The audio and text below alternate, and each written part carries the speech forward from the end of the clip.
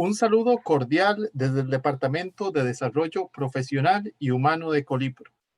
Este departamento genera diversas actividades y proyectos orientados a la investigación, acción formativa continua y divulgación de materiales y recursos para el desarrollo profesional de las personas colegiadas. Hoy estaremos abordando uno de los objetivos de desarrollo sostenible que se plantearon por todos los Estados miembros de las Naciones Unidas como parte de la Agenda 2030 para el Desarrollo Sostenible. En este webinario estaremos profundizando sobre el objetivo referente a educación de calidad, contextualizado en nuestro país y nuestra realidad. Por parte del Colipro les acompañan el señor Eduardo López Murillo, gestor académico, el señor Carlos Vargas Loaiziga de la AICE, la señora Rocío Ramírez González, analista curricular, y quien les saluda, el gestor académico Marcelo Prieto Murillo. La dinámica por desarrollar en este webinario se divide en dos partes. En la primera, se tendrá un espacio de exposición por parte de la persona especialista. Mientras se da la exposición, ustedes pueden plantear preguntas por escrito, utilizando para ello únicamente el botón de preguntas y respuestas que pueden ubicar en la parte inferior de sus pantallas. Recuerde utilizar únicamente este botón para plantear sus preguntas por escrito. Nuestros compañeros estarán recibiendo sus consultas y las agruparán. En una segunda parte, se plantearán las preguntas a la especialista invitada para que nos comparta su criterio. Se responderán tantas preguntas como nos permita el tiempo programado. Este webinario permite la colección de personas colegiadas desde diferentes regiones del país, a quienes desde ya agradecemos su participación. Es precisamente esta una de las grandes ventajas de la implementación de esta herramienta virtual, logrando así una mayor cobertura a nivel nacional. Para el desarrollo de la temática del día de hoy está con nosotros Isabel Román Vega. Es coordinadora de investigación del programa Estado de la Nación. Ingresó al programa en 1996. Ella es máster en Sociología de la Universidad de Costa Rica y tiene una especialización en Políticas Públicas para el Desarrollo Social del Instituto Nacional de Administración Pública de España. Es autora y coautora de varios libros y artículos de revistas nacionales e internacionales. Ha realizado investigaciones en temas sociales, de género, educación, ambiente, entre otros. Actualmente, como decíamos, es la coordinadora general de investigación del Informe del Estado de la Educación. Además, es profesora catedrática de la Universidad Nacional y consultora de organismos internacionales. Doña Isabel, bienvenida. Muchas gracias, Marcelo, por la invitación, y gracias también al Colipro por invitarme de nuevo a compartir y conversar con los colegiados de todo el país sobre un tema tan relevante como la calidad de la educación, que nos preocupa a todos y al mundo en general, especialmente hoy más que nunca, cuando por la pandemia pues tenemos una crisis mundial de aprendizaje que amenaza los esfuerzos que los países han venido haciendo en educación para que las personas superen la pobreza y puedan apropiarse del futuro. Voy a compartir mi pantalla para compartir con ustedes mis reflexiones. He titulado pues, la presentación de hoy, Educación de calidad, objetivo clave para el desarrollo sostenible y para ser parte del futuro.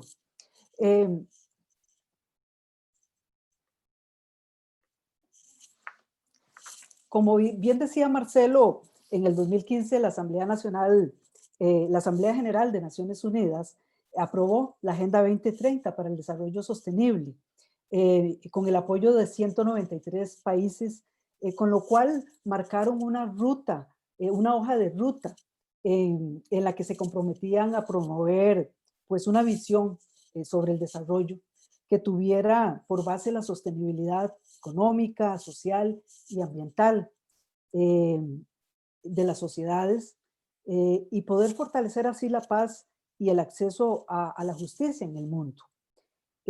Se propuso un plan de acción a favor de las personas del planeta que contenía 17 objetivos y 169 metas, Entre esos objetivos está el número 4, que pues se refiere a la educación, considerado un tema clave para alcanzar los demás objetivos, especialmente, como dije, el objetivo de reducir la pobreza y y que las personas puedan tener habilidades y conocimientos para pues los trabajos del futuro.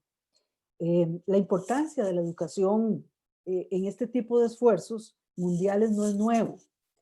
Cuando se creó las Naciones Unidas, todos recordarán que se creó también la UNESCO como un compromiso mundial en aquellos años, uno de los primeros acuerdos después de la Segunda Guerra Mundial, para llevar a la educación a un mundo que en ese momento lo que tenía era la mayor parte de nuestros niños, niñas y adolescentes sin educación. Ese era el mundo de la posguerra. Eh, y esas metas, pues en aquel momento de posguerra permitieron que muchos niños y jóvenes que no tenían acceso a la educación, pues pudieran justamente empezar a tener ese acceso. Em, Son justamente hoy eh, los, los, esos logros acumulados, los que con la pandemia pues están en alto riesgo. Al verse interrumpidas las clases presenciales en la mayoría de los países, generando una gran amenaza de que muchos niños y niñas y adolescentes no regresen al sistema y tengamos serios retrocesos eh, en materia de acceso y logro de aprendizaje de calidad y se amplíe lo que algunos llaman la pobreza del aprendizaje, es decir, niños que a los 10 años no logran leer ni comprender un texto. El objetivo número 4 de la Agenda 2030 pone en el centro de atención el garantizar una educación inclusiva, equitativa y de calidad. Eh, de tal manera que pues una educación que les permita a las personas, dice el objetivo, tener aprendizajes durante toda la vida. Se propone que los países avancen de una manera sustantiva en un conjunto de habilidades que los niños, niñas y adolescentes deben adquirir, eh, desarrollar en general un conjunto eh, perdón, voy a, perdón, un conjunto de conocimientos, em, eh, valores, actitudes y habilidades claves para que estos niños, niñas y jóvenes puedan ser ciudadanos globales, ¿verdad? Desarrollar una ciudadanía global, también desarrollar, pues tener acceso a una formación científica y técnico profesional, también, pues obviamente tener alfabetización lectora, que es tan importante en un mundo con tanta invasión de información, competencias, una alfabetización digital, una alfabetización cultural, ¿verdad? En un mundo tan interconectado y también un conjunto de valores que les permitan desarrollar una cultura de paz. Y alrededor de esto señala este objetivo, pues desarrollar, que las sociedades puedan desarrollar aspectos como la equidad, el respeto a la diversidad social y cultural, la atención a las poblaciones con necesidades especiales. Es decir, una educación, podríamos decir, como dice el cuarto objetivo, donde las personas puedan tener aprendizajes pertinentes y efectivos para toda la vida y para lo cual puedan pues, contar y aumentar y para lo cual también es necesario, dice el objetivo 4, pues que los países cuenten con docentes calificados. eh, es un requisito fundamental para el cumplimiento de este objetivo. Docentes, como decía bien Paulo Freire, pedagogo brasileiro que muchos de ustedes conocen y han estudiado, para tener docentes que pues sepan enseñar. Y eso, pues, ¿qué es enseñar? Decía Paulo Freire. Bueno, enseñar no es transferir meramente contenidos y conocimientos, sino es crear en los estudiantes las posibilidades para que ellos mismos puedan producir sus conocimientos y construir conocimientos. Bueno, estábamos en el mundo estaba, digamos, desarrollando estos objetivos, ¿verdad? Con miras puestas al 2030, ¿verdad? Entrado el siglo XXI, cuando, como todos pues sabemos, nos cayó la pandemia, ¿verdad? Que fue como un meteorito y nos impactó a todos. Y también nos adelantó el futuro. Yo digo que el futuro llegó disfrazado de pandemia y nos sacó a todos de las zonas de confort en las que estábamos y nos metió a los sistemas, metió al sistema educativo pues en una prueba de fuerza, ¿verdad? Que es en lo que estamos, en una prueba de esfuerzo, en la que estamos hace más de 6 meses. Y en Costa Rica, pues al igual que en el resto de los países del mundo, esto fue un hecho, una situación inédita, como todos sabemos, ¿verdad? Que envió a más de 1.200.000 estudiantes a sus casas y también a los docentes, ¿verdad?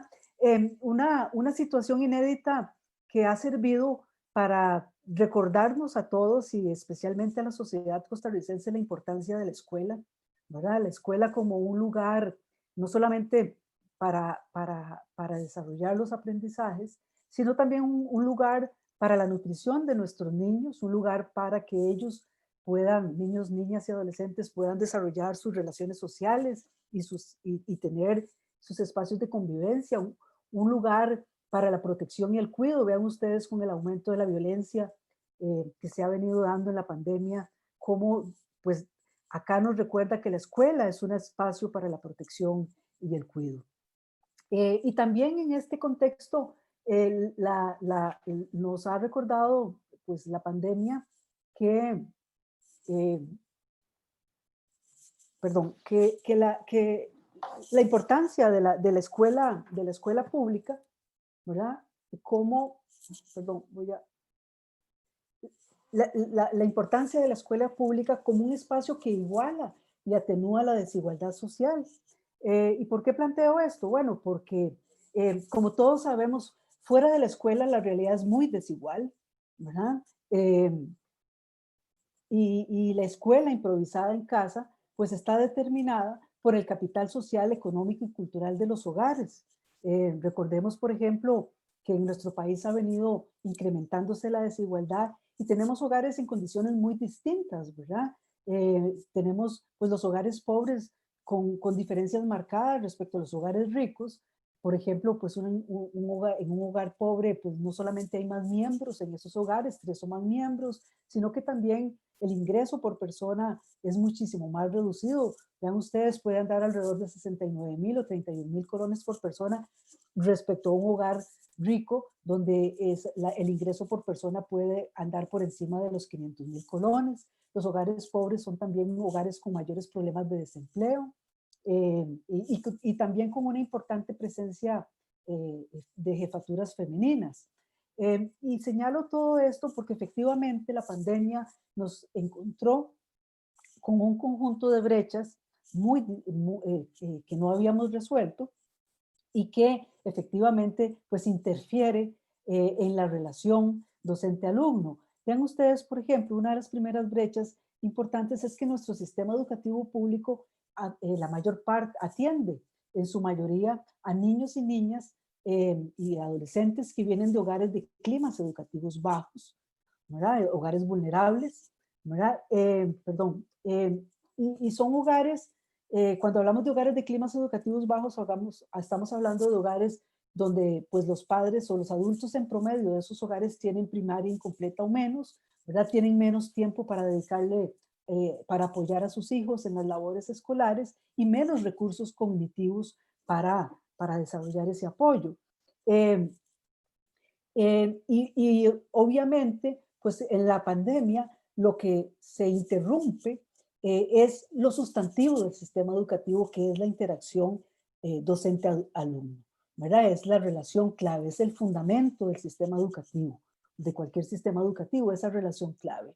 Y bueno, siendo que también los docentes están en sus casas, pues las únicas formas de interacción pues son por la vía virtual en su gran mayoría, ¿verdad? Por los medios virtuales, y esto plantea toda unos desafíos ¿verdad? Y nos enfrentan a brechas como las brechas que tenemos en materia de acceso a la conectividad, ¿verdad? Vean ustedes, por ejemplo, cuando analizamos, no todos los hogares están en las mismas condiciones de conectividad. Los hogares de climas educativos altos y ricos tienen en promedio, acceden más del 80% a una conectividad o una muy buena conectividad, mientras que los hogares pobres, el acceso a una buena conectividad anda alrededor de un 37%. Muchos de esos niños, además, cerca del 48% acceden a Internet por medio del celular y un 10% no lo hace de ninguna manera, ¿verdad?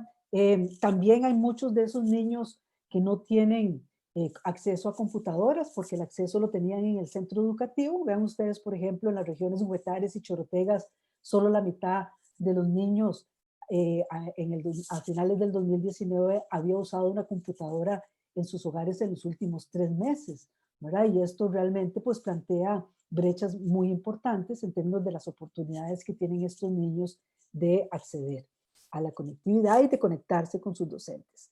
¿Qué quiero decir con esto? Bueno, que en este contexto el piso no está parejo para todos, ¿verdad? Tenemos serias brechas y estamos hablando que pues alrededor de, según la encuesta de hogares, pues tenemos cerca de 418,000 niños y jóvenes que no están en condiciones adecuadas para recibir una educación a distancia y un porcentaje importante de estos, más de la mitad, están en hogares pobres. También, pues, por los datos del ministerio, hay unos cerca de 90,000 niños y jóvenes que no se habían reportado a los centros educativos y pues esto plantea serios desafíos que tenemos por delante, pues, que acometer si que queremos realmente, pues, desarrollar una educación de calidad. Eh, en esta relación, para que pueda ocurrir esa interacción, otra brecha que también afecta es el tema de los docentes, ¿verdad? Y su acceso a las tecnologías, ¿verdad? Aunque en general la mayoría de los docentes tienen acceso a la tecnología, ya sabíamos antes de la pandemia que alrededor de cerca de un 67% no usaba la computadora para el desarrollo profesional. Y pues también recientemente que hemos consultado a los docentes, hemos encontrado que pues la mayoría de ellos no habían recibido formación en el uso de herramientas virtuales, especialmente en la universidad, ¿verdad? Cuando vemos los datos consultándole a los docentes, encontramos que pues el número mayoritario de docentes que no habían recibido esta formación está en preescolar y en primaria. En secundaria hay un poco más de docentes que sí habían recibido, pero en general, digamos, tenemos ahí un déficit importante.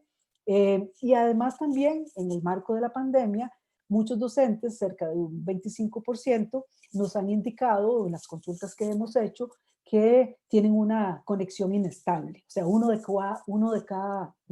de cada 4 docentes no tiene conexión estable y hay alrededor de un 2% que no tienen definitivamente ninguna conexión, ¿verdad? Y esos están en direcciones regionales como Sulá, Peninsular, Grande de Térraba, Aguirre, Santa Cruz, lo cual significa que estamos hablando pues de docentes en zonas bastante vulnerables que no tienen ninguna conexión, acceso a conexión. Y por supuesto que esto afecta el contacto con los estudiantes, ¿verdad? Cuando les preguntábamos a los docentes cuántos de ellos habían tenido contactos con los estudiantes a mayo, junio de este año, nos decían, por ejemplo, que un 41% tenía contacto diariamente, alrededor de 16,000, un 35% 2 o 3 veces por semana, 14,000, 16% una vez por semana, alrededor de 6,000, 3,2% una única vez, más de, bueno, 1,270, y un 4% de docentes que no habían tenido ningún contacto. Estamos hablando de alrededor de 2,397. Y obviamente que estos son cifras preocupantes porque obviamente nos da una imagen de la heterogeneidad de lo que estamos viviendo, ¿verdad? Y pues pese al esfuerzo importante que se está haciendo, pues sí tenemos estas heterogeneidades que afectan las posibilidades de lograr interacciones fluidas entre los docentes y los alumnos, ¿verdad? Y por eso es que una de las cosas que yo he señalado con mucha insistencia es que si no actuamos rápido, pues la desigualdad educativa va a ampliarse en los próximos años, ¿verdad? Y las brechas se van a ampliar y también el fracaso escolar.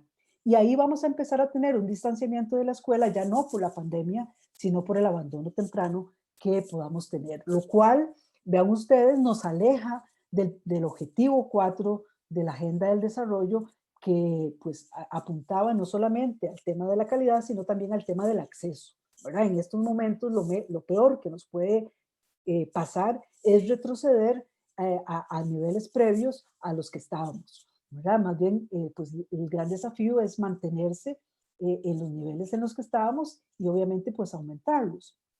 Por eso es que es muy importante, hoy más que nunca, que cuidemos a todos nuestros estudiantes y especialmente prioricemos a los más vulnerables, donde tenemos que redoblar pues, los esfuerzos para llegarles.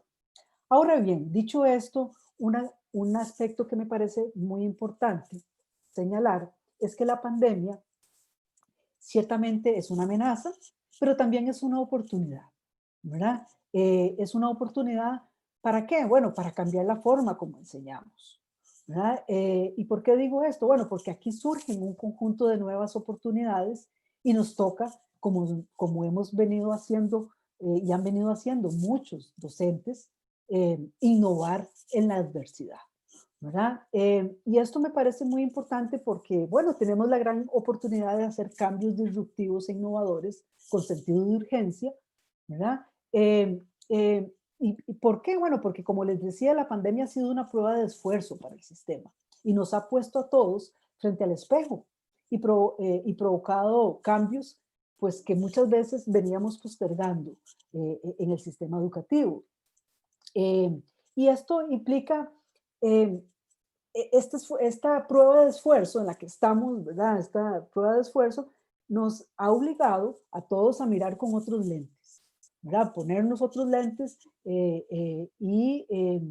¿por qué? Bueno, porque efectivamente esta transformación digital que hemos experimentado, pues implica una gestión de aula distinta y una gobernanza distinta del sistema educativo.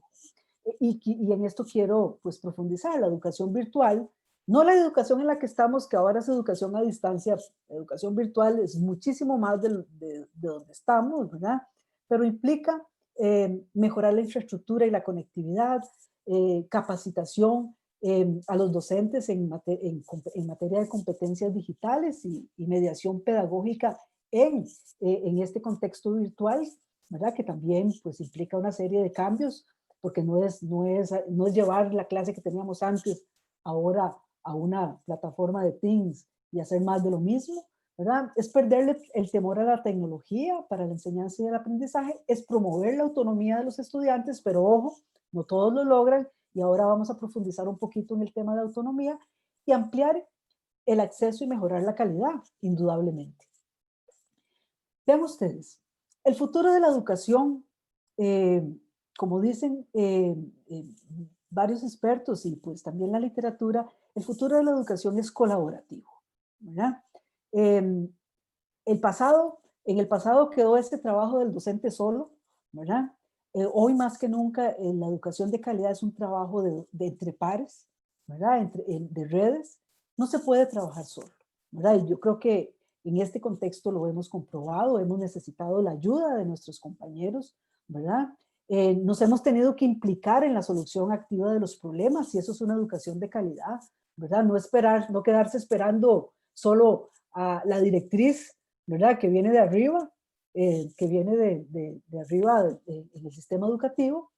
¿Por qué? Bueno, porque efectivamente estamos frente a unos desafíos muy grandes, ¿verdad? Decía yo en otra charla acá en el Colipro que un recién nacido que nace hoy tendrá 30 años en el 2050, ¿verdad? Es un niño que está naciendo hoy en el Calderón Guardia, en el 2050 tendrá 30 años y no sabemos cómo será el 2050, no tenemos respuestas para estas preguntas, ¿verdad? Tenemos algunas pistas de cómo será ese mundo, ¿verdad? Digitalizado, robotizado, con unos grandes problemas ambientales, ¿verdad? El futuro, como dice Yuval Noah Harari, eh, se configurará de una receta que tendrá tres elementos clave: la inteligencia artificial, la biotecnología y el Big Data, que ya mucho de eso maneja nuestras vidas, ¿verdad?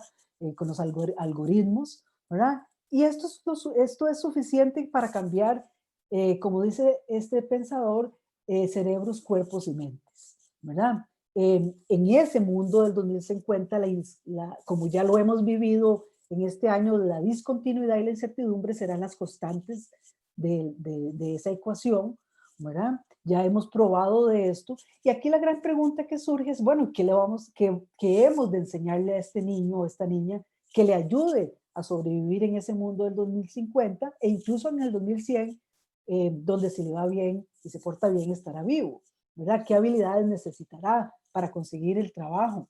Para conseguir trabajos que todavía no se han inventado, ¿verdad? Y para orientarse en el laberinto de la vida en general, ¿verdad?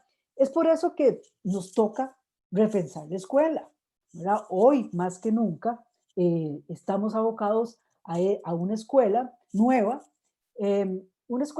que, en primer lugar, tendrá que enseñarle a esos niños, niñas y adolescentes a tener mucha flexibilidad mental y grandes reservas de equilibrio emocional para que puedan desprenderse de manera repetida de lo que conocen y sentirse cómodos con lo desconocido, ¿verdad? Que es lo que hemos estado viviendo en estos tiempos, ¿verdad? Donde pues todo cambia todos los días, ¿verdad? La situación cambia todos los días y tenemos que estar teniendo una enorme flexibilidad mental y equilibrio para estar adaptándonos a esos cambios, ¿verdad? Hoy nos toca, pues, más que nunca enseñar para la comprensión, a pensar, a comprender las ideas de una manera más profunda y a operar de ellas de un modo efectivo. Esas capacidades de pensamiento complejo, como indagar, analizar, expresar ideas, etcétera, lo que está en nuestros programas de estudio. Hoy, más que nunca, sabemos que una educación de calidad, pues, tiene que desarrollar aprendizajes activos y efectivos que le permita a nuestros niños y a nuestros estudiantes en general ser ciudadanos globales, ¿verdad? Y es por eso que obviamente no podemos seguir cargando a los estudiantes de, de contenidos y contenidos para memorizar, ¿verdad? Esa no es la educación de calidad, ni es la escuela que viene, que viene al siglo XXI, ¿verdad? Ya no podemos seguir con esas lecciones sin ninguna innovación pedagógica, ¿verdad? Esa exposición magistral centrada en los contenidos, en la memorización, en la repetición, ¿verdad? Sino que hoy, pues lo que tenemos es que una enorme oportunidad para promover el aprendizaje significativo del que tanto hemos hablado en teoría, pero que nos toca realmente ahora, pues, llevar a la práctica, ¿verdad? Y eso significa promover en nuestros niños la exploración, el análisis, la resolución de problemas. eh, eh, Hoy, digamos, también es muy importante, perdón, eh, en este contexto, recordar que una educación de calidad es cada vez una educación personalizada, ¿verdad? Y en eso, vean ustedes, tenemos una gran oportunidad que nos da la demografía, porque bueno, pues cada vez vamos a tener menos niños en nuestras aulas y esto más que una amenaza tiene que ser una oportunidad para poder dar una educación más individualizada a nuestros estudiantes. Eh, Perdón, tengo aquí un problema de luz. Eh, y también en este contexto, pues ese aprendizaje colaborativo es hoy más que nunca importante, ¿verdad? El trabajo en equipo, el trabajo de la investigación, ¿verdad? Aún cuando estemos en estos medios virtuales, instar a nuestros estudiantes a ejercicios de trabajo en equipo es muy importante y también pues, realmente convertir nuestras clases en verdaderos laboratorios de innovación, ¿verdad? Eh, Pero bueno, ustedes dirán, bueno, pero ¿cómo empoderar ciudadanos globales? ¿Cómo hacer esto? ¿Verdad? Y eso es como el gran desafío. Recordemos que las habilidades del siglo XXI nos hablan de estudiantes con una importante alfabetización lectora, ¿verdad? En términos de pues estudiantes que tengan, que lean y que puedan comprender un texto y además discernir de la información que reciben, una alfabetización matemática centrada en la resolución de problemas, la alfabetización científica centrada en la indagación, la alfabetización digital centrada en el uso de las tecnologías, la alfabetización cultural y cívica.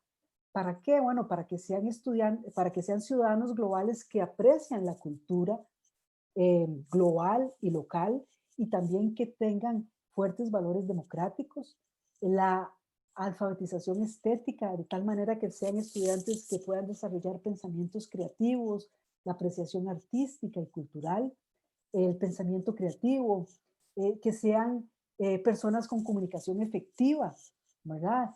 Que puedan trabajar de manera colaborativa, con una amplia flexibilidad y adaptabilidad y también con un importante liderazgo, ¿verdad? En términos de una comunicación asertiva, que sean responsables ante sí mismos y ante los demás, y también con capacidad de autocontrol, ¿verdad? Que es muy importante. Pero tenemos que tener cuidado a la hora de interpretar estas cosas cuando decimos, bueno, el trabajo autónomo. Hay que promover el trabajo autónomo. ¿Qué es eso, el trabajo autónomo?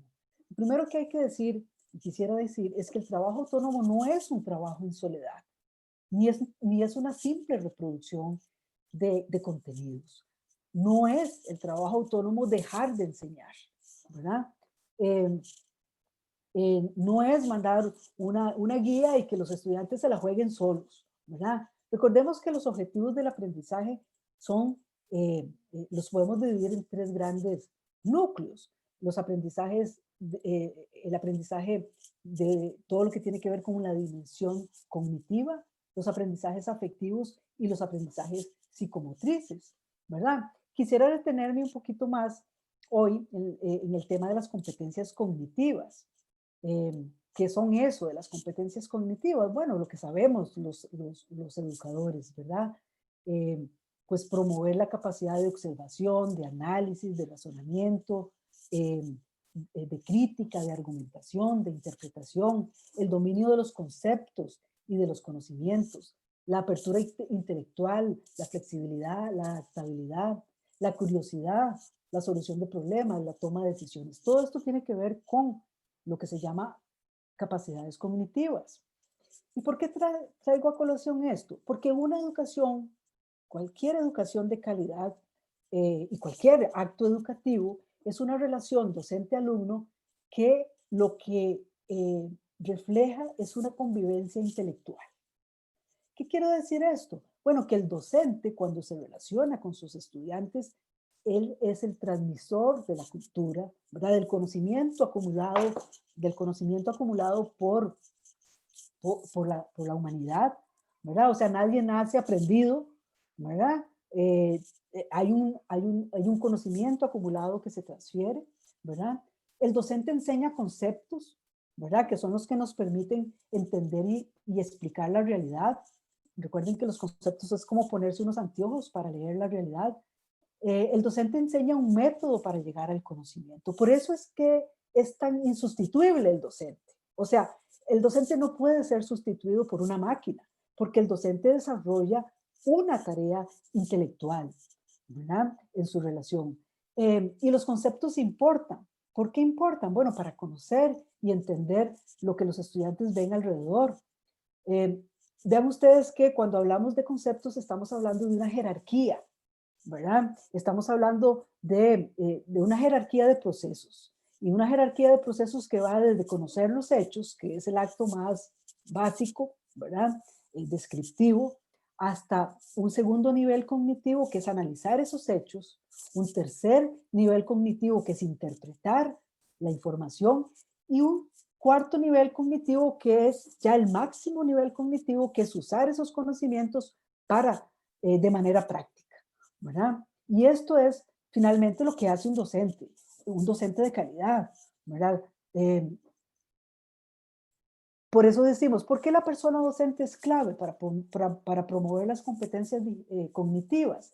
Bueno, porque el docente es el que tiene que manejar un lenguaje rico y preciso. Hay muchos estudiantes que vienen de climas educativos bajos que manejan muy poco vocabulario, porque en su casa no tienen un desarrollo, sus padres tienen un nivel muy bajo de educación y entonces no tienen no escuchan muchas palabras y entonces el docente cuando habla se convierte en una clase en sí misma, ¿verdad? Que le va a enseñar a esos estudiantes a manejar una diversidad de palabras.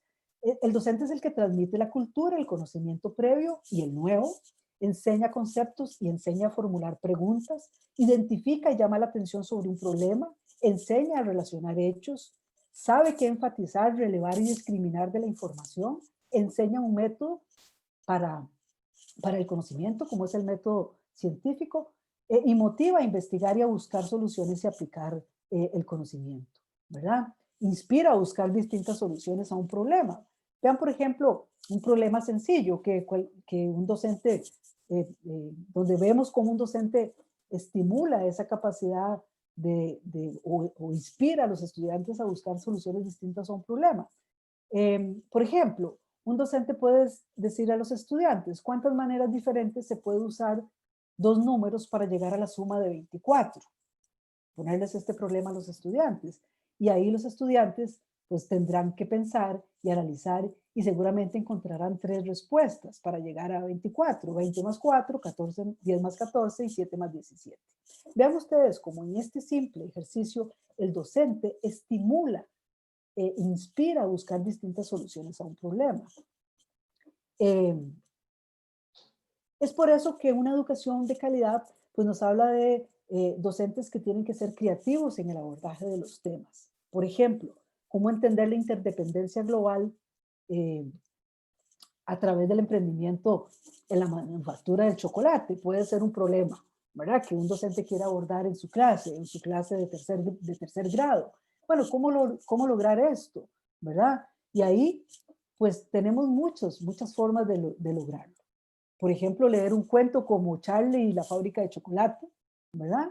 Y a partir de este cuento, un cuento universal, pero también puede ser cuentos nacionales, tenemos muchos cuentistas extraordinarios, y entonces a partir de leer un cuento ya hay un aprendizaje importante. El docente puede no solamente incitar al gusto de la lectura, sino motivar el entusiasmo en un tema clave, en un tema específico, analizar las interdependencias globales y el entorno cotidiano, entender las decisiones y actitudes que toman los personajes, actuar sobre lo aprendido, ¿verdad? ¿Qué podemos aprender del chocolate en esta película? ¿Verdad? Eso es una forma de llegar a los estudiantes de una manera lúdica, atractiva, que los conecte, que los concentre, que los rete, ¿verdad? Podemos, con este tipo de manejo de la pedagogía, pues profundizar con ellos en qué zonas del mundo se produce el chocolate, eh, cuáles son los principales países productores del cacao en el mundo y la historia de la producción del chocolate, ¿verdad? Podemos, a partir de un cuento como este, ver cuáles son las condiciones laborales en las que se produce el chocolate, cuáles son las condiciones sociales de las familias, ¿verdad? Cómo podemos investigar y sorprendernos juntos como equipo, cómo trabajar en equipo, cómo eh, eh, llamar la atención sobre actitudes y comportamientos que son importantes, como el autocontrol, ¿verdad? Eh, en fin, digamos que tenemos muchas posibilidades. Y voy terminando con esto. El docente del siglo XXI tiene que ser, ante todo, un docente investigador, con capacidad de reflexionar sobre su práctica y realizar investigaciones y acciones que le permitan seguir creciendo como profesional. ¿Verdad? Esto es muy importante porque si los docentes no son investigadores, difícilmente van a poder llevar al desarrollo máximo esas capacidades cognitivas.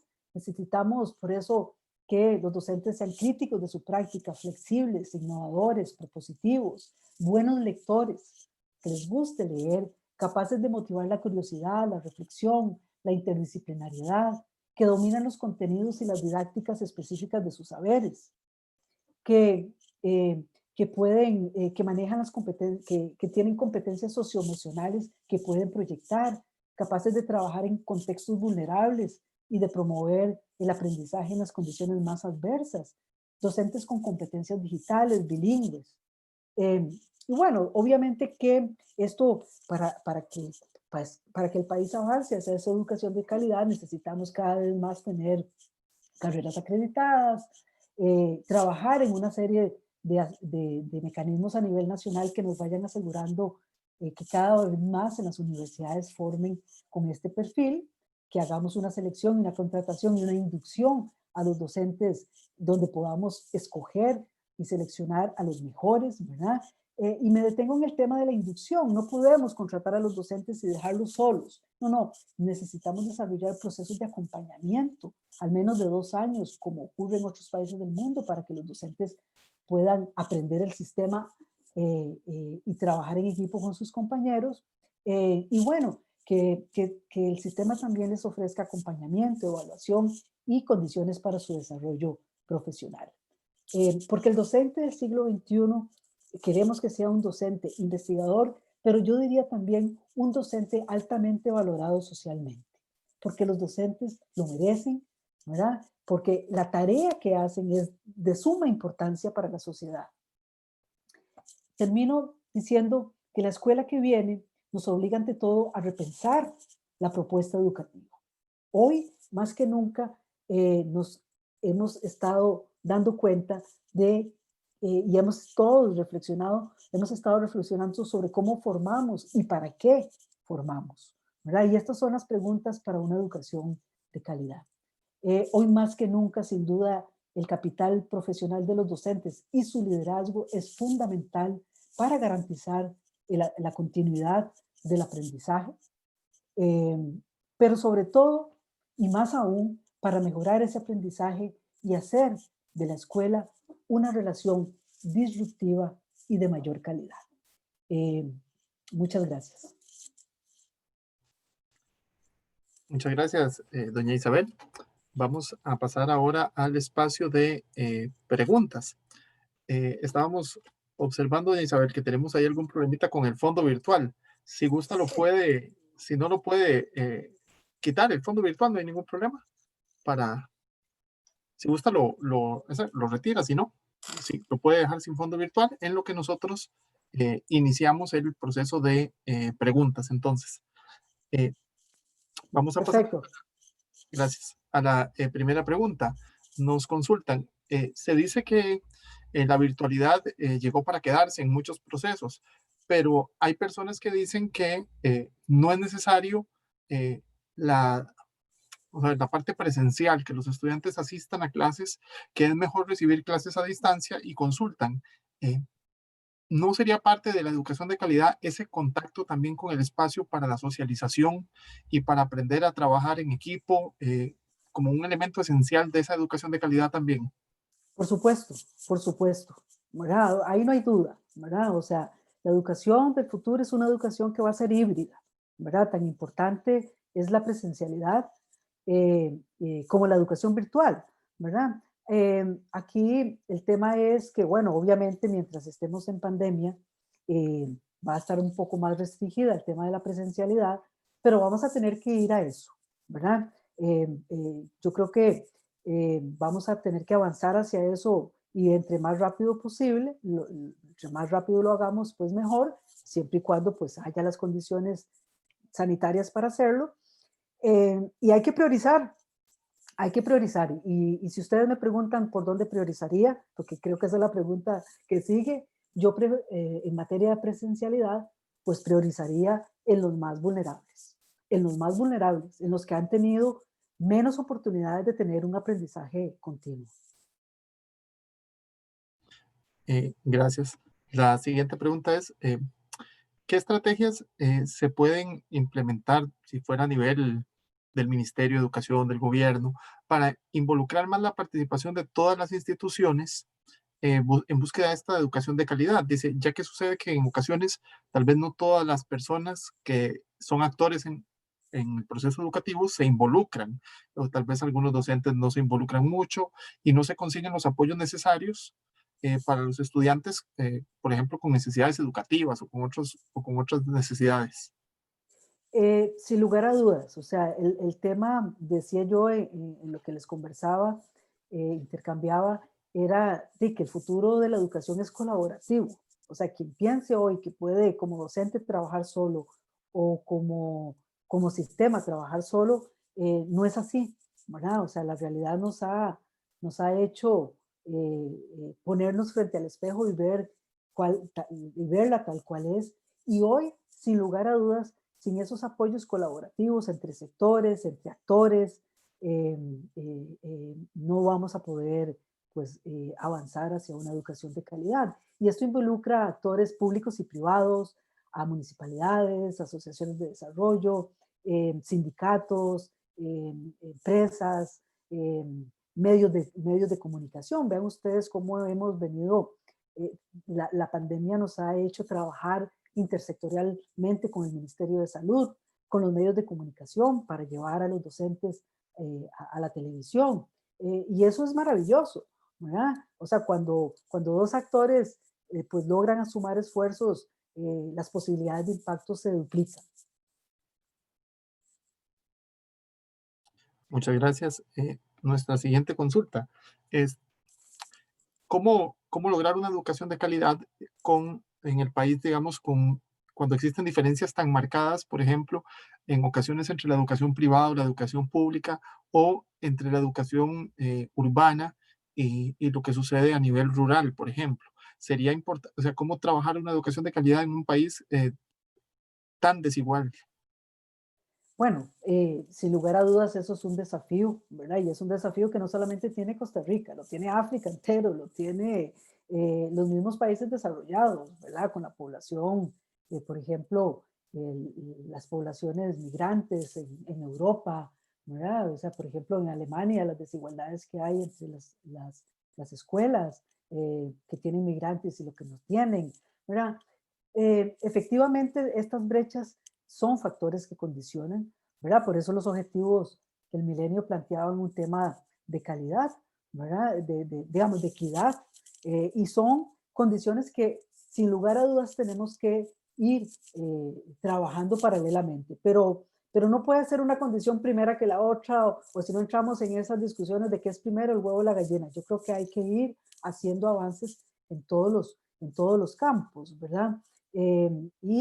Ciertamente tenemos brechas y el meteorito nos dejó en evidencia de esas grandes deudas pendientes y esas brechas que tenemos que cerrar.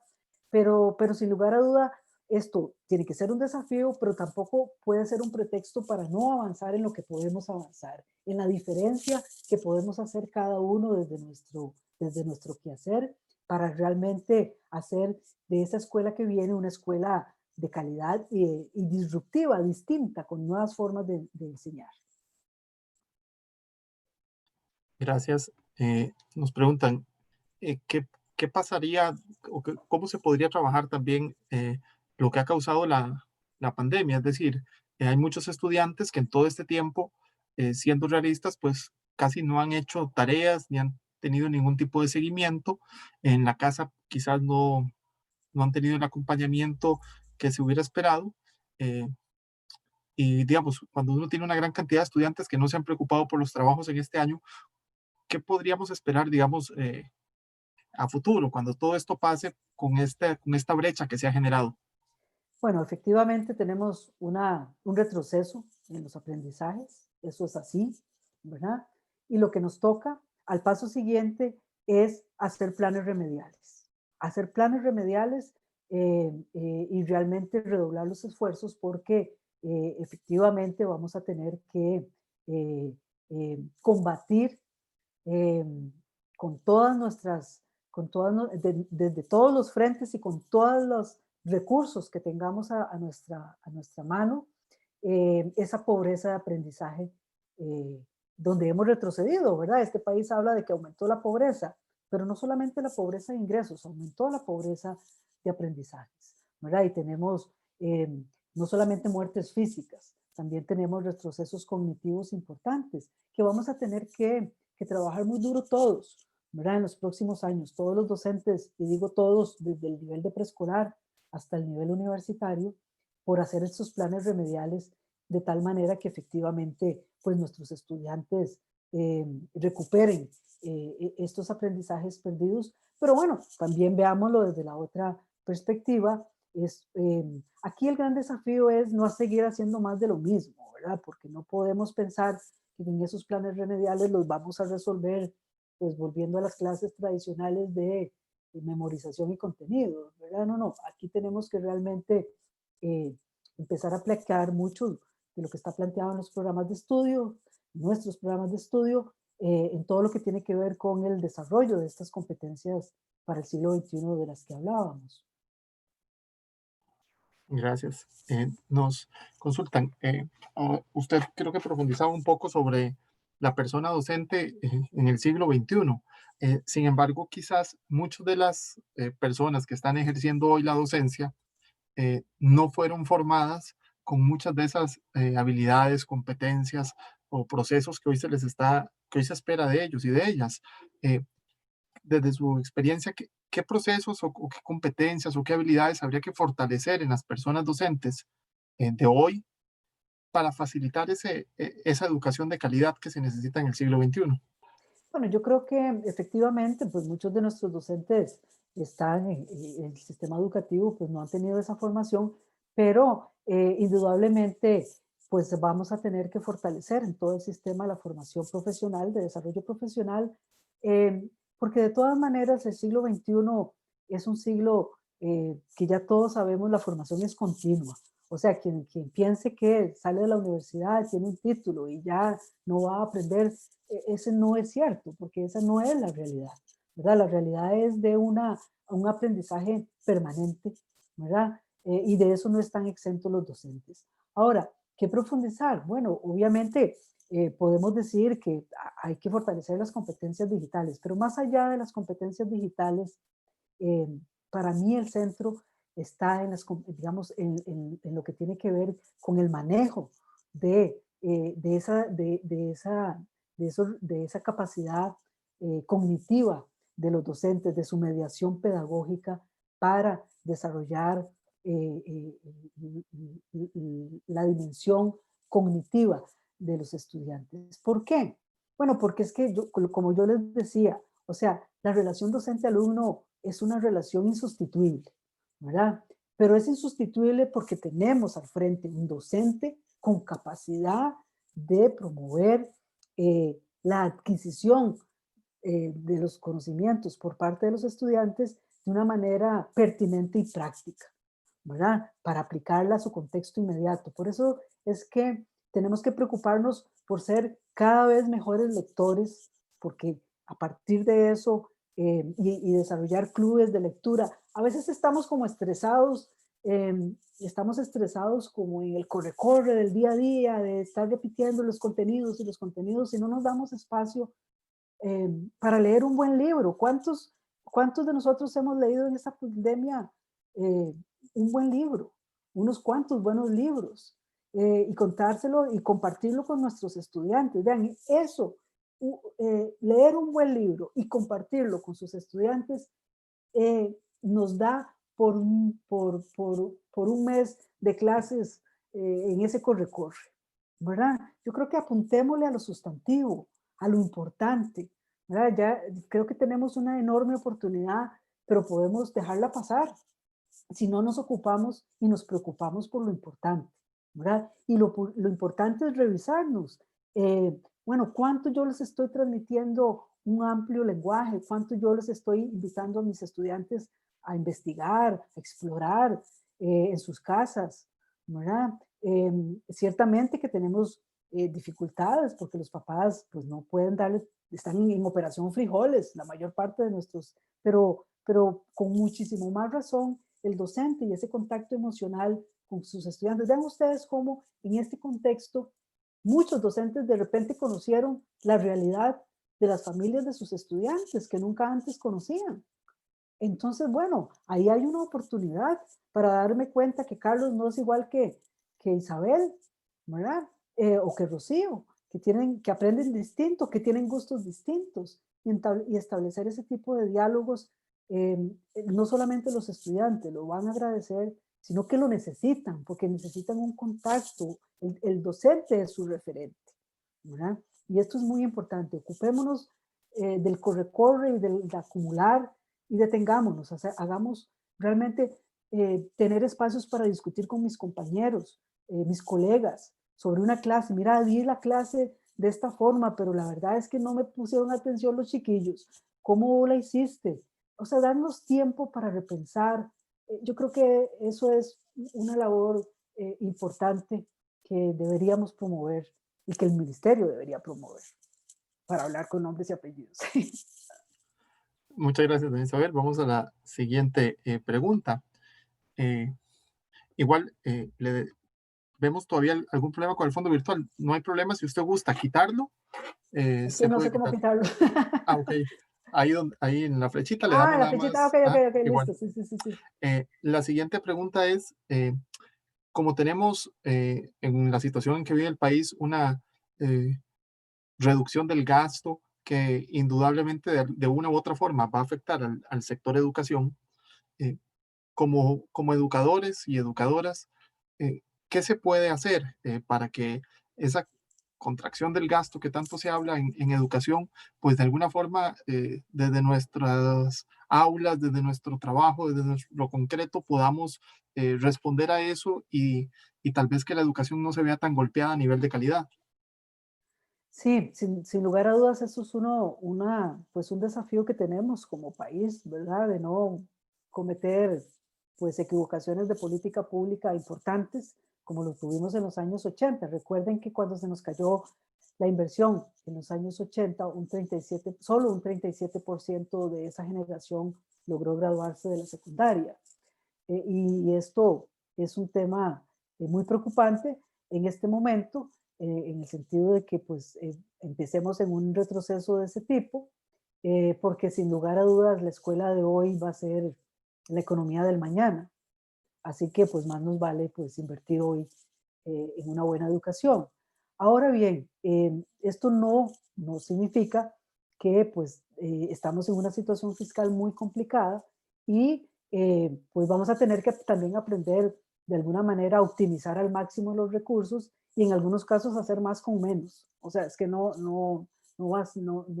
veo, ¿verdad? Que el contexto sea distinto. Es por eso que hoy más que nunca, pues necesitamos hacer una gestión por resultados y el resultado más importante en el cual tenemos que concentrarnos es en la mejora de los aprendizajes de nuestros estudiantes, ¿verdad? O sea, y yo creo que ahí es donde tenemos que trabajar. Necesitamos eh, darle apoyo hoy más que nunca, pienso yo, a lo que es el binomio fundamental de nuestro sistema, que son nuestros estudiantes y nuestros docentes. Entonces, yo creo que la mayor inversión que podamos hacer en apoyar y acompañar a los docentes, en apoyar y acompañar a nuestros estudiantes, yo creo que ahí es donde se tiene que concentrar la inversión, ¿verdad? Porque muchas veces nos hemos estado quejando de lo administrativo, ¿verdad? Y que los recursos se consumen mucho en lo administrativo y no en lo sustantivo. Bueno, es cierto, ¿verdad? Y cuando nos toca priorizar, pues la claridad donde hay que priorizar es donde lo que es prioritario, estudiantes y docentes. Y hoy más que nunca necesitamos apoyarlos y acompañarlos. Gracias, un poco relacionada con esta. Frente a las diversas crisis sociales que tiene el país actualmente, eh, ¿cómo entender el papel de la educación? ¿Cómo, también cómo pudo haber respondido la educación para que esto no sucediera o cómo puede responder para que estas crisis sociales que hoy nos aquejan no se repitan eh, varias veces en el futuro? Bueno, vamos a ver, esto creo que nadie lo esperaba, ¿verdad? Esto es un hecho inédito, ¿verdad? En la historia reciente de la educación en el mundo.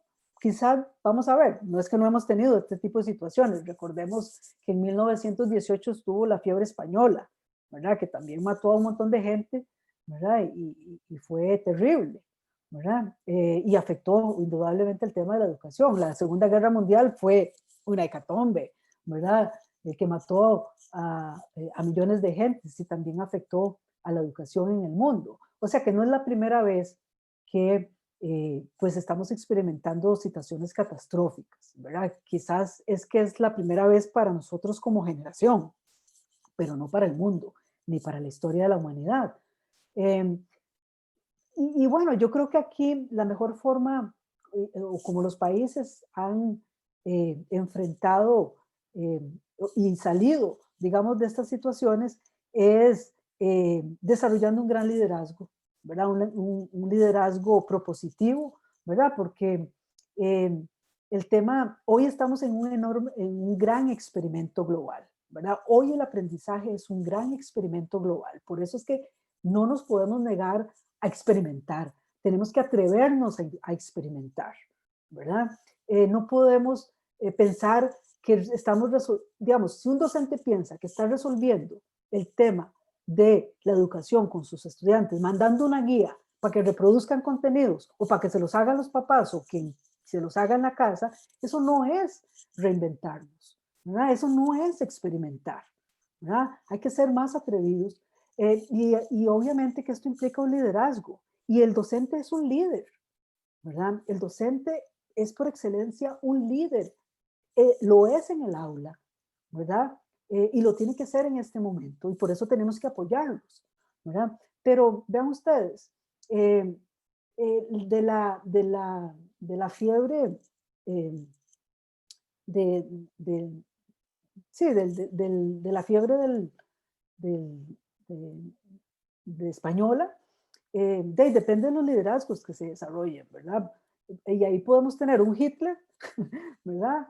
O podemos tener un renacimiento, ¿verdad? Un renacimiento a nivel social para realmente pues concentrarnos en lo importante, la calidad de vida, la salud, ¿verdad? El aprendizaje activo del que hemos hablado, ¿verdad? Yo creo que aquí mucho de cómo salgamos va a depender del liderazgo que desarrollemos todos los niveles, ¿verdad? Desde el más alta jerarca hasta el docente en el aula, los directores, los supervisores, los asesores, todos, digamos, toda la comunidad educativa, los padres de familia, también los mismos estudiantes.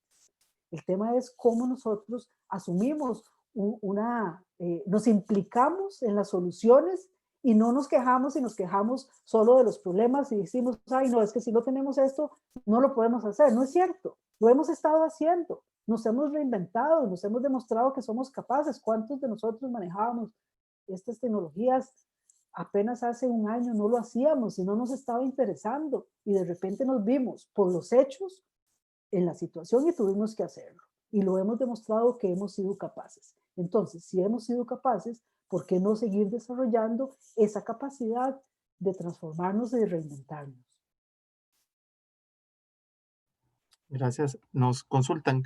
eh, Actualmente, por lo menos ¿verdad? Lo que uno oye entre los compañeros y compañeras docentes es una gran sobrecarga de trabajo por eh, tanto administrativo, por tener que adaptarse a la parte virtual, por todo lo que ha generado todo esto. ¿Cómo ante personas docentes que muchas veces están desgastadas, que no son, incluso como decía usted, en algunas ocasiones valoradas socialmente, cómo puede promoverse o motivarse o fomentarse el aprendizaje continuo, la actualización profesional de todas estas personas profesionales en educación?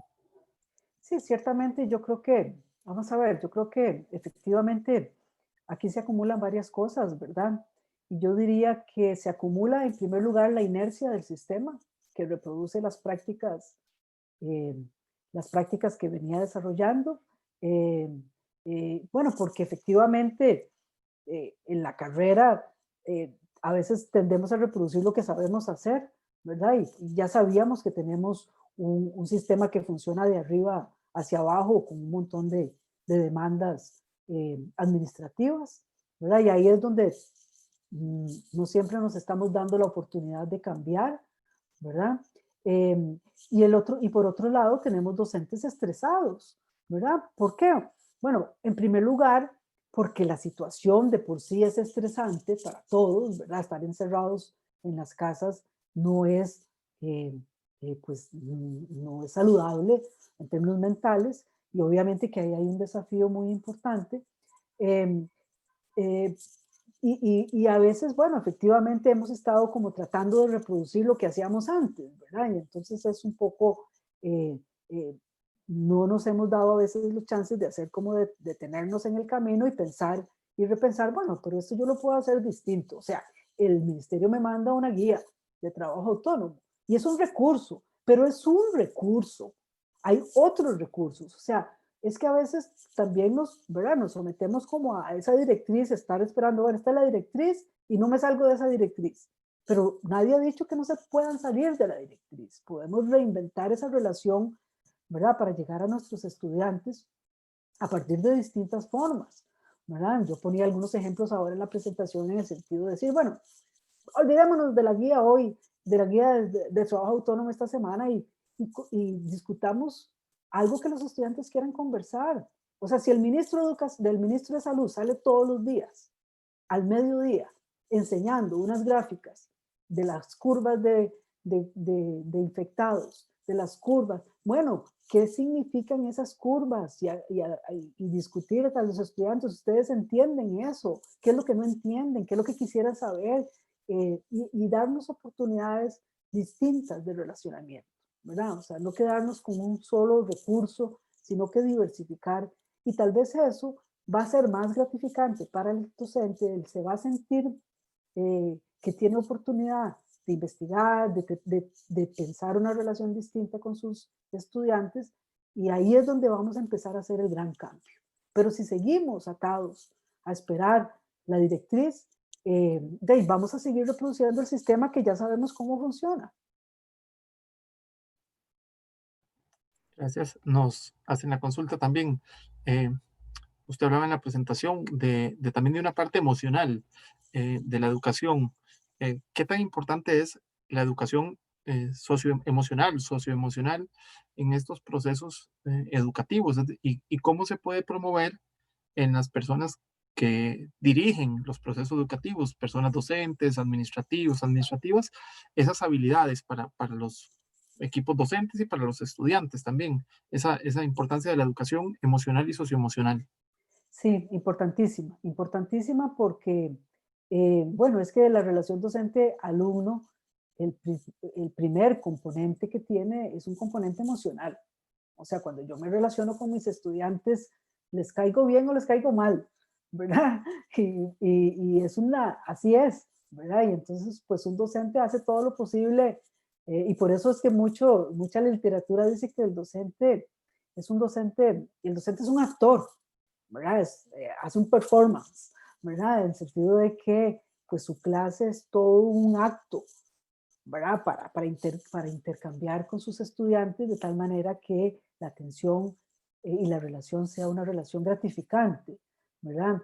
Un docente que no se sabe el nombre de sus estudiantes, eh, obviamente, pues ya tiene una relación que no es de la mejor calidad, porque cada estudiante quiere pues que se identifique personalmente, ¿verdad?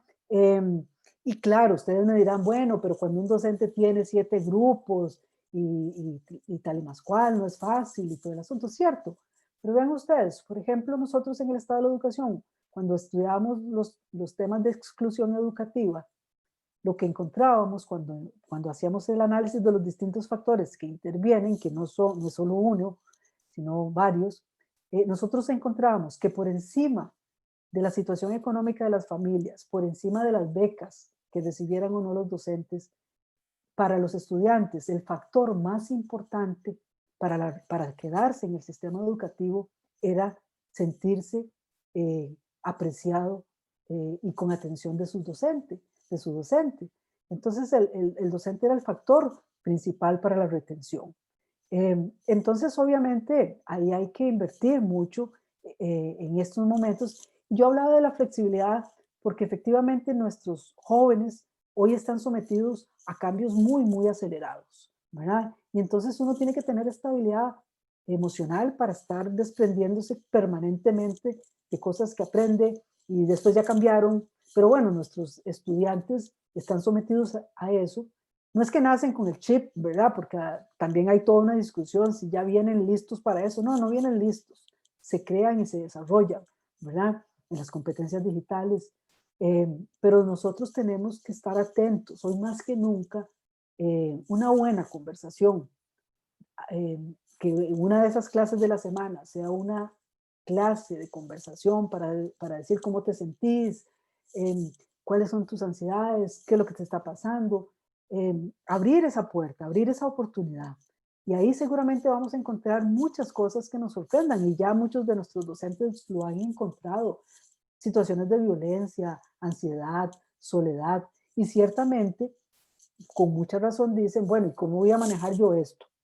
Pero de nuevo ahí lo que les decía, no podemos manejarlo solos, tampoco somos eh, eh, súper dotados. Tenemos que trabajar en equipo y en las escuelas hay orientadores, hay psicólogos y tenemos que recurrir a eso, ¿verdad?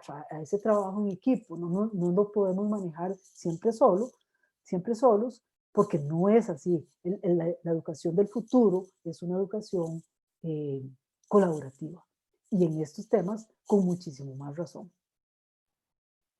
Gracias.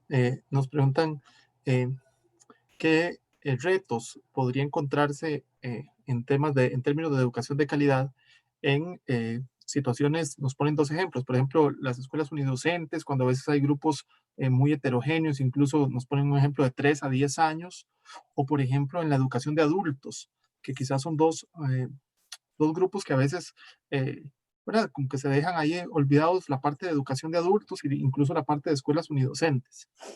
Sí, las escuelas unidocentes ciertamente tienen esa heterogeneidad, pero son las escuelas más cercanas al futuro. ¿Por qué? Bueno, porque el docente de la escuela unidocente sabe a lo que se enfrenta, sabe que tiene que moverse, ¿verdad? En esas edades, tiene que desarrollar dinámicas en la clase que integren a los estudiantes, que hagan trabajo en equipo, que hagan trabajo autónomo, ¿verdad? Realmente en esas escuelas, ¿cuál es el problema de las escuelas unidocentes? No es la metodología, no es la pedagogía, es que tenemos solo un docente apechugando todo, ¿verdad? Haciendo de todo, ¿verdad? Si lográramos, bueno, y muchas de esas escuelas son inocentes, en algunos lugares ya no tienen muchos niños, pero en general, digamos, las escuelas unidocentes, nosotros deberíamos eh, hacer que esas escuelas unidocentes, en primer lugar, tengan mejores condiciones en todo sentido, ¿verdad? Acceso a las tecnologías, mejores infraestructuras, mejores recursos educativos, pero la pedagogía es un plus, ¿verdad? Es un valor agregado de estas escuelas que ojalá pudiéramos reproducir en todas las escuelas, ¿verdad? De tal manera que aprendamos que eh, la, la, educa- la educación, vean ustedes, es que aquí hay una reflexión muy importante.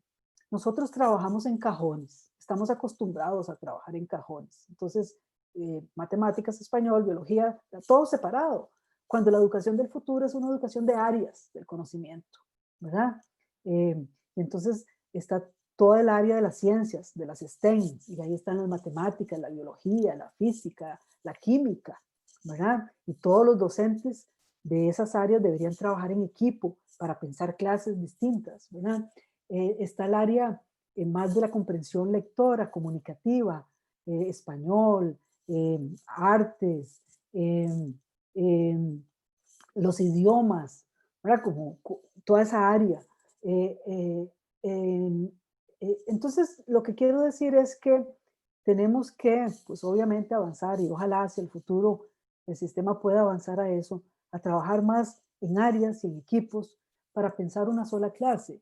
Como ustedes, por ejemplo, en otros países, pues se trabaja en áreas y también se trabaja mucho en equipo y muy centrados los docentes, no en mucha materia, sino en concentrarse en cómo resolver un solo problema de distintas formas, ¿verdad? Desde la química, desde la física, ¿verdad? Y hoy tenemos tantos ejemplos para ponerlos en práctica y hacer ese juego cruzado, no juego, no fuego, juego cruzado para reinventarnos también como comunidad docente. Gracias. Estoy con prácticamente ya las dos últimas consultas, ya también por cuestión de tiempo. Eh, Usted hablaba también de los procesos de investigación. ¿Qué áreas de investigación o qué procesos de investigación también deberíamos estar realizando como personas docentes en el campo educativo? ¿A qué cosas tendríamos que estarle prestando atención? Deberíamos estarle prestando atención a las formas como aprenden nuestros estudiantes hoy, ¿verdad? Dedicarle mucha atención a las formas, a lo que los atrae, a lo que los motiva, ¿verdad? Las motivaciones que tienen, ¿verdad? Deberíamos estar concentrados en profundizar, en conocer a mejor los distintos problemas que el mundo tiene en términos, por ejemplo, ambientales, ¿verdad? O sea, el tema de la pesca de arrastre no es un tema ajeno a un docente, ¿verdad? Pero un docente que no sabe qué es la pesca de arrastre porque nunca se ha interesado o porque nunca lo vio, no. O sea, yo creo que el docente tiene que ser un investigador eh, de, de la forma como aprenden sus estudiantes, de los temas, ¿verdad? De los distintos abordajes que un mismo tema puede tener, ¿verdad? Eh, tenemos que investigar alrededor de todo esto que nos dicen los programas de estudio y leerlos y estudiarlos en profundidad. Muchos docentes a veces ni siquiera han leído los programas de estudio. Perdón, pero es así, ¿verdad? Entonces, bueno, darnos ese tipo de trabajo. Investigar es una tarea, es la principal eh, actividad cognitiva que tenemos, ¿verdad? Y para eso hay un método que todos sabemos, que es el método científico, ¿verdad? Y eso significa, pues, identificar los hechos, desarrollar, observar, plantear hipótesis, desarrollar metodologías para investigar. En fin, o sea, hay una gran diversidad de temas en los cuales tenemos que profundizar, pero especialmente en los conceptos que queremos transmitirle a nuestros estudiantes para que esos conceptos les permitan aprender el mundo e interpretar el mundo y leerlo críticamente, ¿verdad? ¿Cómo enseñar a ser críticos a nuestros estudiantes? Pero bueno, entonces si queremos que discutan sobre temas y debatan, aprendan a debatir, tenemos que investigar, bueno, sobre los distintos temas. Si queremos, por ejemplo, no sé, que discutan sobre el Estado laico o sobre la pesca de arrastre o sobre el problema que quisiéramos desarrollar, cada tema requiere de que un docente antes investigue a profundidad ese tema y sepa pues plantearlo a sus estudiantes para que ellos puedan desarrollar una discusión que les enseñe a argumentar, ¿verdad? Cómo plantear hipótesis, ¿verdad? Cómo usar distintos métodos, cómo trabajar colaborativamente, qué significa trabajar en equipo. Yo creo que ahí ocuparnos de estas cosas que son las cosas propias de un docente, soy más, y es una tarea linda porque es nuestro charco, ¿verdad? Es lo que nos gusta hacer, ¿verdad? Ciertamente, aquí el tema es que tengamos esos espacios para que los docentes investiguen. Ahí es cuando yo digo, bueno, el sistema tiene que, tenemos que ir despacio y con buena letra porque precisa, ¿verdad? Pero efectivamente no podemos, digamos, no podemos pasar por este terremoto que estamos viviendo día haciendo más de lo mismo. Eso es lo que no nos podemos permitir. Gracias. Tenía dos preguntas más, pero una yo creo que ha quedado ya ahí un poquito de cómo promover el pensamiento crítico también en los profesionales en educación. Creo que va un poquito por ahí, por toda la parte investigativa. Y Eh, también ujú, el pensamiento crítico se desarrolla leyendo y leyendo y leyendo, ¿verdad? El docente, un docente buen lector es un docente crítico, ¿verdad? Cuando yo devoro libros, ¿verdad? Tengo la posibilidad de efectivamente plantearle a mis estudiantes distintas formas de abordar un tema y también, lo más importante, que un docente o el lector puede enseñarle a sus estudiantes es hacer preguntas, ¿verdad? Y ese es el pensamiento crítico. El pensamiento crítico es el docente que es capaz de enseñarle a sus estudiantes a formular buenas preguntas, ¿verdad? A interpelar la realidad y hacer buenas preguntas, de tal manera que esas preguntas lo lleven a distintas formas de conocimiento de esa realidad. Gracias. Entonces, la última pregunta sería, en, este, en educación, ¿verdad? Es un aparato estatal y a nivel social, pues muy grande, que cuesta mucho que se adapte a los cambios. Es decir, cuando hay un cambio de programa, cuesta mucho, cuando hay un cambio de metodología, de enfoque, de política educativa, toma muchos años. ¿Cómo favorecer esos cambios necesarios en los procesos educativos que muchas veces son retrasados, a veces a nivel administrativo, a veces incluso por los mismos docentes? ¿Cómo trabajar ese cambio necesario con la resistencia habitual que se genera? Bueno, vean ustedes que la reforma, yo creo que el mayor avance que hemos tenido de la reforma curricular eh, que se ha venido promoviendo desde hace más de 10 años en el sistema educativo, el principal avance lo hemos dado en los últimos 6 meses. Porque por los hechos, la reforma pues la hemos tenido que aplicar, ¿verdad? A veces pasamos en la resistencia, no queremos, ¿verdad? Y hoy por los hechos, la realidad nos puso al frente y hemos tenido en menos de 6 meses que reinventarnos y empezar a aplicar muchas de esas cosas. Esos planes de estudio desde hace 10 años dicen que tenemos que usar las tecnologías en el aula, ¿verdad? Sí, pero no lo hacíamos o ciertamente por las inercias del sistema. Ciertamente tenemos que tener claro, obviamente, los sistemas educativos son sistemas que se mueven lento, ¿verdad? Pero eso no tiene que ser una excusa, ¿verdad? Los países asiáticos eh, o muchos países en el mundo han venido haciendo avances muy acelerados donde Costa Rica se ha quedado atrás. Y estoy hablando, por ejemplo, de países cercanos como el Perú, que le va mejor en PISA, le ha ido mejor en PISA en los últimos años que a nosotros, ¿verdad? Siendo que nosotros tenemos PISA desde el 2009, pero no usamos la información que PISA nos proporciona para cambios en el aula. ¿Y por qué? Bueno, porque el ministerio muchas veces no ha traducido esos resultados de PISA en materiales que le explican al docente qué es lo que tenemos que mejorar. Y les pongo un ejemplo. Uno de los factores asociados a los malos resultados que a veces obtenemos en PISA o que hemos obtenido en PISA, nosotros hemos analizado eso en el estado de la educación. eh, y bueno, una de las cosas que hemos encontrado es que a los estudiantes no les gusta leer, no saben resumir un texto, no pueden ni siquiera plantear una línea de tiempo, ¿verdad? Y entonces, claro, ahí es donde tenemos que agarrar eso que nos está diciendo PISA y llevarlo a los docentes, decirles, vean, aquí están los problemas. Entonces, no saben resumir. Bueno, hay que enseñarles a resumir. No saben hacer una línea de tiempo. Bueno, hay que enseñarles a hacer una línea de tiempo. En fin, hay un conjunto, o por ejemplo, uno de los factores también es porque no saben trabajar en grupo. Y eso tiene que ver con la conformación que el docente hace del grupo. Si yo estoy trabajando en un grupo donde eh, armo un grupo y solo una de esas personas es la que trabaja y el resto no trabaja, obviamente a mí no me gusta trabajar en grupo o esa persona o ese estudiante, bueno, no le gusta trabajar en grupo.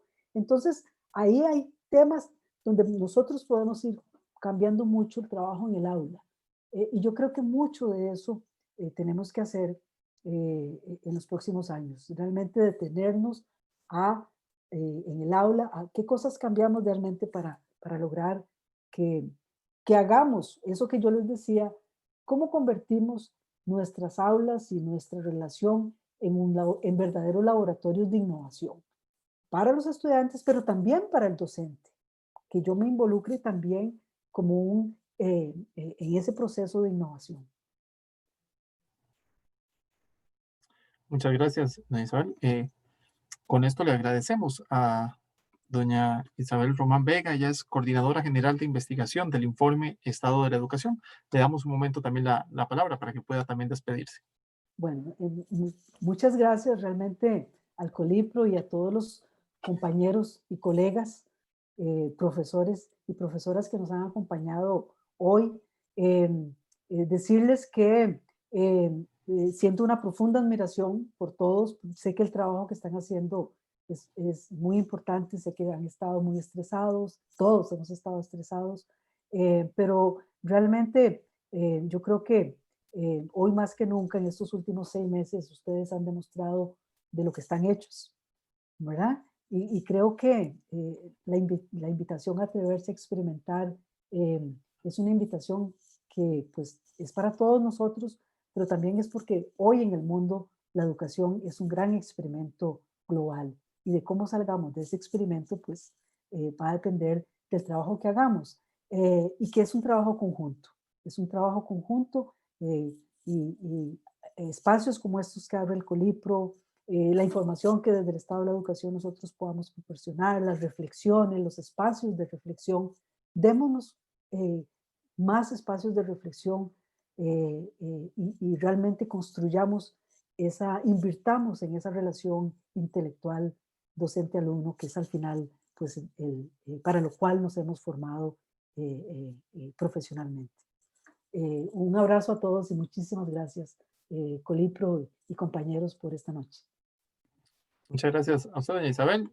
Agradecemos también a todas las personas colegiadas que han estado siguiendo la actividad del día de hoy.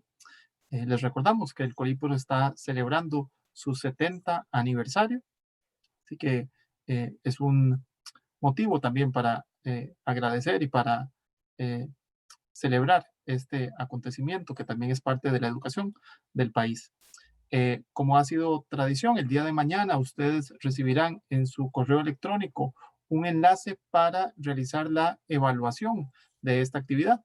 Les pedimos de la manera más atenta nos puedan colaborar con la evaluación para poder siempre mejorar todas estas actividades que desde el Departamento de Desarrollo Profesional se generan para las personas colegiadas. La grabación de la actividad, el material, estará, bueno, el material será llegar también oportunamente a las personas que colaboren con la evaluación y nos han consultado también por la grabación, que en algún momento también será colgada en los canales oficiales del Colipro. Los invitamos a estar atentos al canal de YouTube del Colipro, a las redes sociales, al Facebook, al boletín. Los invitamos también a ingresar al sitio web ululacolipro.com para que puedan estar atentos a la oferta, atentos y atentas a la oferta de cursos virtuales también que se estarán ofreciendo próximamente. Y de esta forma terminamos la actividad. Les agradecemos a todos y todas su participación. Muchas gracias.